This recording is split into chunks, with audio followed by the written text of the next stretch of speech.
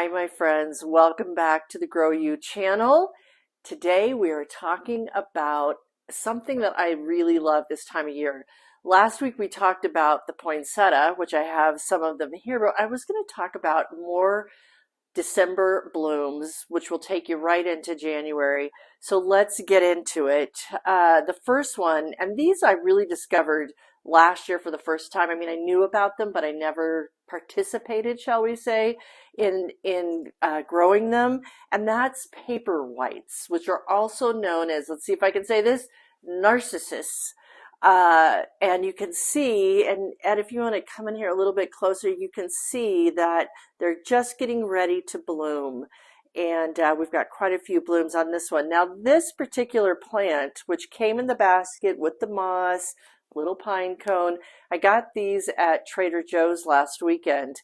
And here in Boulder, I wasn't expecting it. And I actually had, right before we went to Trader Joe's, I went to McGuckin's and got some bulbs. They were about $1.65 a piece.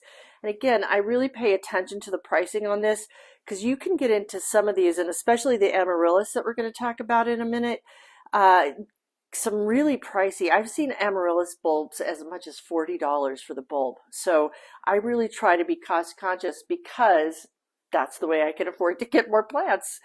And this one was like, I want to say $12.99 for this with the basket and all of it. So it was such a good deal. I had to get it, even though I had gotten these bulbs, which let me go ahead. I'm going to move this guy out and move this in. Oh, it's heavy because it's rocks inside of this vase.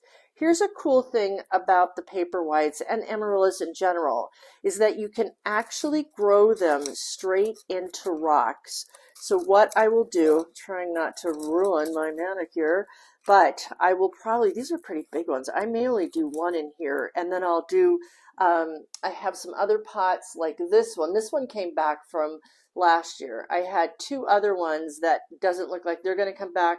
So I think what I'll do for the paper whites is I'll put one in here, and then I'll use these other two. Now these actually have soil in them. So you can either do them in soil about halfway up the bulb or in rocks. And I will fill this up with water. And yeah, it's amazing how it takes off and grows. I wanted to show you really quick too the amaranth, or excuse me, these are the paper whites that I put into what were the amaranth, but now that I've got paper whites in this one this year. I just put it in about halfway up the bulb, and then I'm just going to put some of the moss back over it, water it, and we're good to go. It is really as simple as that. One thing I will tell you too about the paper whites is that some people love the smell of them. Ed and I actually love the smell of them. Some people don't like them at all. And they do have paper whites out there that have a smell, and they don't. And I would just say, try it, see if you like it.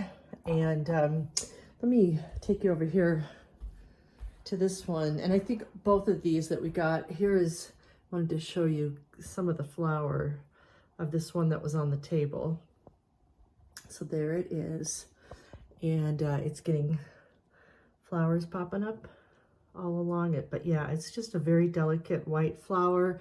And again, it just depends if you like the smell or not. We do. All right, so, and then here's the poinsettias. And I'm going to put a link here to the poinsettia video that I did last week, and talking about all different kinds of poinsettias. So I just wanted to have them here because it's part of the flowers of December.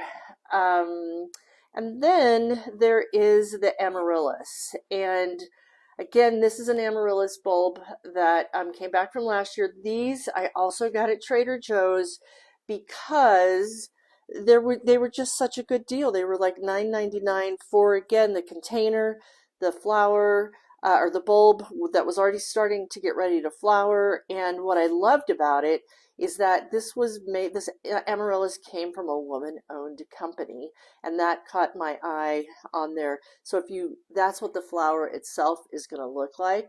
It'll be a red and white.